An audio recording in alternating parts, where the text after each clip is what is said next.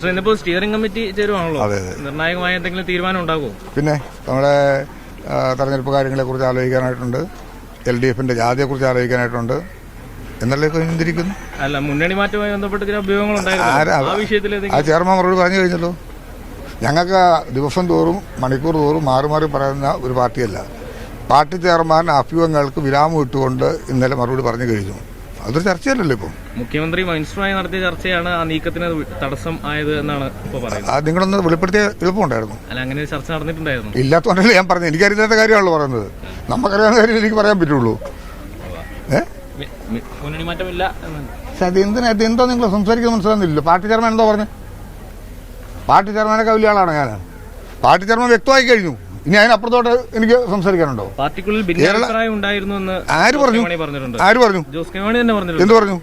അഭിപ്രായങ്ങളല്ലേ, തീരുമാനമല്ലേ അറിയേണ്ടത്.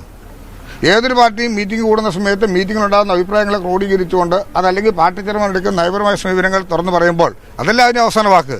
അത് party chairman വ്യക്തമായി കഴിഞ്ഞിട്ടുണ്ടല്ലോ. മിനിസ്റ്റർ അഭിപ്രായ വ്യത്യാസമാണോ ആ നീക്കത്തിന് തടസ്സപ്പെട്ടതെന്ന് എന്ന് പറഞ്ഞു അദ്ദേഹം?